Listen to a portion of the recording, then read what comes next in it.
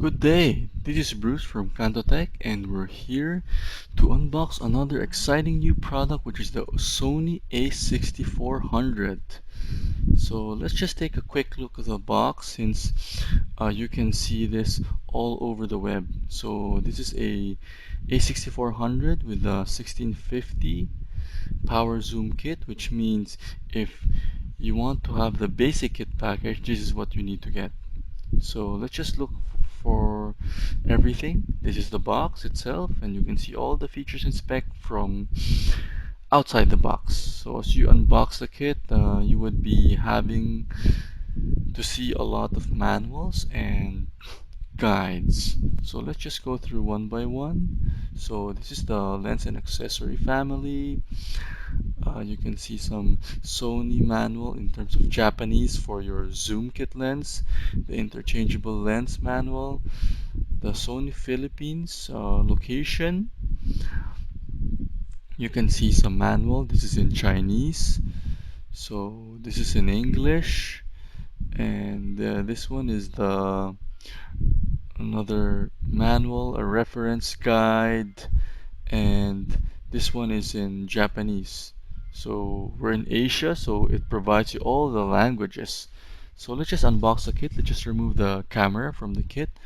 So we can see that all Sony cameras for the 6000 series can already be charged via USB. So this means that you can just use any micro B cable and you can charge your camera. So this is the battery NPFW50. So this is similar to the famous A6000, 6300 and 6500. So this is a strap, so we actually don't need that. This is the eyepiece that actually helps you to look better under the sun. This is the USB charger. So then again, by the way, you can use any type of your USB charger. So Sony's provided this out of the box. This is a 1.5 milliampere charger, by the way. So you can use a 1 amp, you can use a 2 amp. So basically, it's a bigger type of charger wherein the whole USB charger actually becomes longer and making you maybe have the feeling of that you're charging a mirrorless camera by Sony. So let's just plug the USB for you so you can actually visualize. So you can plug the other end from the 220 volts or 110 volt AC, and then from the other side a micro B input. So by the way, you can use any type of micro B, it can fit in your camera perfectly. So let's just move the box aside so we can check the overall camera. Actually, later we'll be comparing this with our famous A6500 camera. So let's just run through the A6400 before we do that. So actually the flip screen is actually a lot better than the 6300 or the 6500.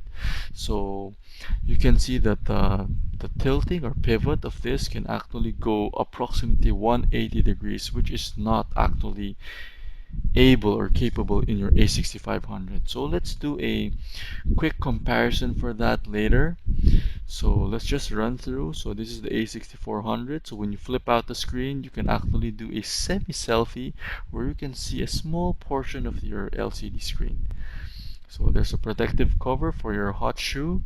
So you can mount here your flash accessories for Sony. So on the top part, we'll see all the dials. So actually for the testing later, we'll set it on auto. We have the built-in flash for your Sony A6400. We have the swivel, and we all have the same keys that we have from 6300 and 6500. So this camera also have NFC, and this is the 1650 power zoom lens. So this is the kit we'll be using to compare with our 6500 later, and we'll be using our very famous Sigma 1.6 16 millimeter lens, by the way. So this is the common port that we have. We have the micro HDMI, the micro B port wherein you can charge your camera. So let's just give it a sample. So here, the one I showed you, you can plug in any type of the micro B input. And if in case you want to have an external mic, it also have an external mic for you ready just below the color red one. So this is the most basic things that you would need if you want to be a vlogger. So at the mount, so we can see the tripod mount and the battery. You can plug the battery later on. So by the way, this one uses the NP50 battery. So this is the same with your 6000, 6300, 64 and 6500 types battery. So when you boot up the camera, so this is what you would be seeing for the first time, and you would just be enter what type of language, where's your location. We're in GMT plus 8 now, so let's just set it at GMT plus 8. So after you booted up that, this is the next one. It will ask you to check the date format, input the time, etc. So after which you've inputted that, it will ask you to download some apps if you would like in your Sony Play memories, and that's about it. In less than a minute, you can actually use your camera instantly. So let's just give it a quick focus. For the technical spec detail, let's just run through that later. I'll just list it down for you, or we'll put it in our website so you can check it thoroughly. But the most important right now, which we would like to show you, is what's the main difference of the A6400 and A6500. So is that in-body stabilization really that important? Or if you're on a budget, then it's okay that you could just go for the A6400, saving you a couple of bucks rather than focusing on the A6500. So let's start the in-depth review with our comparison with our A6400 versus our A6400. So let's give you a quick tour of the camera. So this is the comparison between the A64 and A65. The A65 is right at the bottom, so at the top part is the A6400. We can actually see no clear difference from the A64 versus the A65.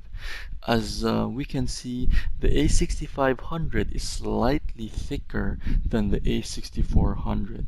You can also see here on the side that the eyepiece or the EVF is slightly longer, protruding farther from the A6400, so it's slightly thicker. Let's look through the side so we can appreciate it more. So this is the other side view wherein we can see the NFC mark. So here we can clearly see that the A6500 is slightly thicker compared to the A6400. One big thing to notice at the bottom part of the camera is that the battery compartment is slightly different, wherein the battery compartment of the A6400 is slightly on the front, whereas the A6500 is slightly towards the rear part of the camera. Other than that, it's totally the same. To give you an idea of the tilting screen of the cameras, as I mentioned earlier, the A6400 gives you a perfect advantage for you looking at the screen from the top view where it can lay flat as if it was a table. Another part wherein the A6400 flip out screen excels better, wherein if you flip the screen towards you, you can see a very small screen, but of course enough for selfie vloggers out there. And if you would look at the bottom of the screen, it could actually tilt even further lower. So meaning if you raise your camera up, it will still give you a better and clearer visibility for the A6400 compared to the A6500. Before we go to the most exciting part, let's just quickly weigh the difference of this camera in an actual weighing scale. So again, we have the A6500 on our right, and our A6400 on the left. So let's just quickly weigh both of this camera. So basically, the A6500 is approximately 450 grams. This is based on our weighing scale, okay? And then for the A6400, it weighs approximately around 400 grams. So the A6400, again, which is slightly smaller is actually slightly lighter by 50 grams compared to the A6500. So if you would be putting our favorite lens for that, which is the Sigma 16mm f1.4, so this would actually give you a weight of approximately 870 grams. Whereas if you would be putting this lens on our A6400, definitely it's just gonna be around 50 grams lighter. So just to show you, let's put the 16mm, our favorite lens, to this camera. So here it gives us 820 grams. So this scale is quite rounded to 10 grams, so we can see a 60-gram difference. But then again, this small 5 grams doesn't really matter.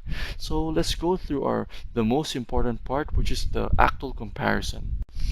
So both of these cameras again have very good photo quality and video quality. And in this review of ours, actually what we would like to really highlight is the video capability of these camera. So actually we have both cameras here again. So we have it side by side. So we will be taking a walk in our pool area, and we will do a walking video with us A6500 and A6400 with our Sigma lens first, and then later on we will be using the Power Zoom 1650, which is the kit lens of our camera. So if you're a first time buyer, if you would like to get the contemporary lens of Sigma, you can do so, and you can also use the kit lens of Sony if you don't want to do any necessary upgrade and basically use it as it is. So let's do this. So this is our A6500 with a 16mm. So we're walking approximately 20 seconds for each test. So this A6500, the in-body stabilization is actually on. So we can still see that it's shaky, but maybe not as shaky, if you would notice that.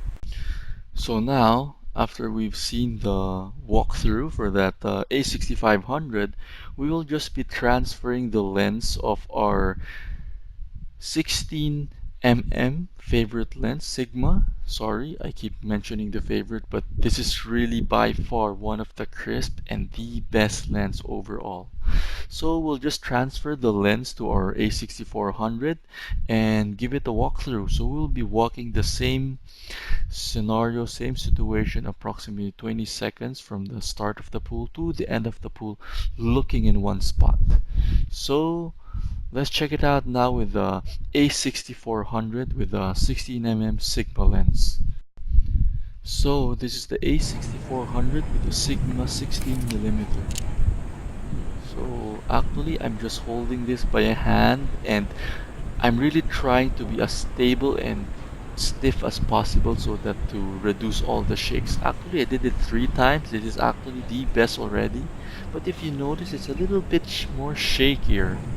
So now let's put it side by side, and I think we can see the clear win comparing these two cameras. So the built-in stabilization of A6500 is a slight winner compared to the A6400, so we can see less jittering from the camera. Now that we have tested the A6400 with 16mm, let's now go through with the A6500 with a kit lens. So let's just attach the Power Zoom 1650 lens on our A6500, and let's give it a walk and give it a quick tour. So then later again we'll be comparing this with the A6400. So let's walk. So this is the A6500 with the 1650 kit. So we will be doing the same thing. We're walking and going straight, looking at the filter part. This is the 1650 at the 16mm range. So we can compare everything at 16mm. So let's just head back, and now it's for the A6400 to give us the 1650mm test. So we'll just again transfer the lens to our A6400 and go back to the pool side and give it a walkthrough. It's a real walkthrough, by the way, not the walkthrough. So we're now here at the pool. So this is A6400 with the power zoom 1650. So we're walking towards to the edge, but if you still notice, even with the optical stabilization on, we can see that it's still shakier compared to the A6500. Now let's put both side by side. Again, A6400 on the left, A6500 on the right. So we can see that in-body stabilization, even though it's a slight significant, it still can produce a slightly better stabilization result compared to the A6400. Let's make the comparison one step further. We have a Manfrotto Pixie here, and we're gonna use this somewhat as a stabilizer for both our cameras. So again, we'll be doing the same test with our Sigma 16mm. We'll attach each of the camera here and give it another walkthrough. So this time, I have two hands, one holding the tripod and the camera walking to give it more stability. So let's start again with our A6500. So we have here the A6500 with our tripod. So I'm still holding it as stable as possible with both A65 and A64. I think here we can see that A65 is still the clear winner among the two. Now let's go to our A6400 with the tripod. So let's just walk as stable as possible, but you can see those big jitters every time I have a step, and we can see that it's shakier than the A65. So again, here we have both camera, the A6500 on the right side and the A6400 on the left side. So we can clearly see that the A6500 built in stabilization have a very slight edge over the A64. So we hope that you like that walking comparison. Other than that, we also would like to test a little bit later for the buffer test, but the A6500 is still the clear winner from this, but let's just do the test later. So basically, we're very happy and actually contented with our A6400. We're not saying that it's not a good camera. Actually, this is one of the best camera that we have had since 2019. Okay, so before I run through all the specs of the A6400, let's just do a quick buffer test of the A65 versus the A64 so we can clearly hear the difference. So both camera is set as the highest burst speed, and we'll just shoot until the buffer is depleted.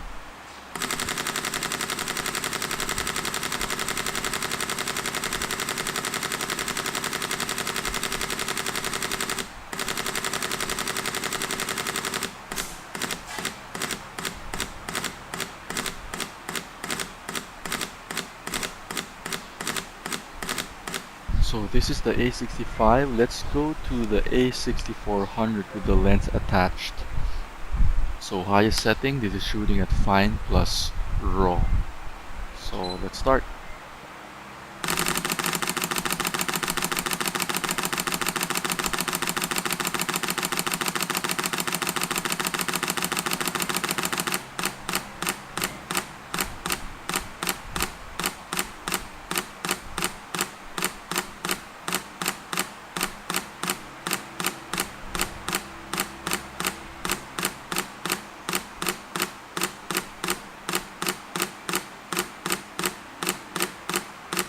So based from the burst speed settings that we have, we can also see that the A6500 has more buffer compared to the A6400 just by testing the sound.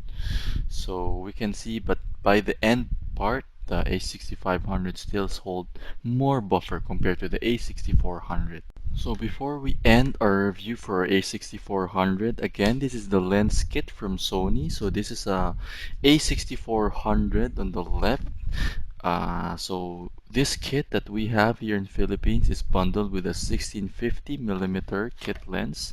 So both or the A6400 have the 4D focus that was inherited from the previous generation, which is from the A6500. So this is still giving you one of the best and the fastest autofocus that we have currently on the market. So this is a APS-C 24.2 megapixel. It has an ISO of 100 to 32,000, and its burst speed, which we just tested, gives us a whopping 11 frames per second. The face detection of this camera have a total of 425 points. It comes with an EVF, which they call the real-time eye AF, and it can also track your eye. And it has real-time tracking if you want to use the tracking mode. It can do silent shooting, and it has a touch focus or shutter. So the sensor that they use is the same for all lineup, which is the Exmor CMOS sensor accompanied with Bionz X, and this one can shoot at 4K HDR ready in XAVCS format. And this one also has Wi-Fi, and it has an XGA OLED True Finder, and of course it has NFC. So actually, we've in terms of our experience with this camera, we feel that the clicks that you press, maybe it's new, it's actually even crispier than the A6500. The way it sounds, the way it clicks, everything is so new and it's very nice. And so far, Sony haven't disappointed us in every camera that they've actually let us borrow and test it. So we hope that you like our review. This is once again Bruce of Cantotech signing out. Thank you.